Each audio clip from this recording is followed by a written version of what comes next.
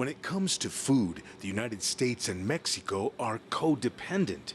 According to the U.S. Department of Agriculture, Mexico is the United States' largest agricultural trading partner.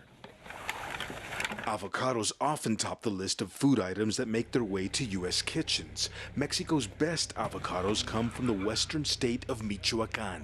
El aguacate tarda 9 meses. It takes about 9 months for avocados to go from flowers to fruits. This is an exceptional place for their production because we are the only country with 4 flowering seasons each year. That's why our slogan is always in season. Is always in Mexico, always in season. But prices for this beloved food would rise for U.S. consumers if President Donald Trump slaps import tariffs on all Mexican products.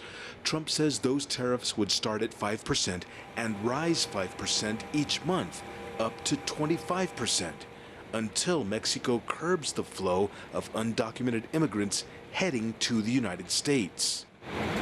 Food trade numbers show what's at stake. In 2018, the U.S. bought 78% of all Mexican agricultural exports. Most of that consisted of beer, vegetables, and fruits, including millions of tons of avocados. Free trade agreements have opened doors for massive agricultural trade, going back to 1986 when Mexico signed the General Agreement on Tariffs and Trade, and since the mid-1990s under the North American Free Trade Agreement. Those trade agreements, along with year-round sunshine and fertile lands, have transformed Mexico into a hemispheric leader when it comes to the exports of fresh fruits and vegetables.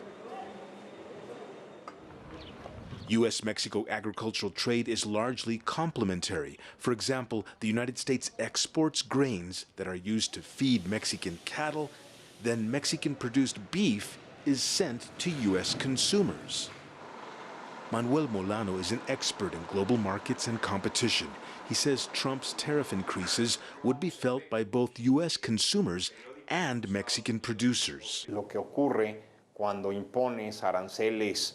Because what will happen when you place tariffs like Trump wants to on the first 5%, then 10%, and then 15%, all the way up to 25%. It's that these products will not enter the U.S. at affordable prices. It will be American consumers who will end up paying more. Eso implica que ese impuesto lo pagan los consumidores americanos.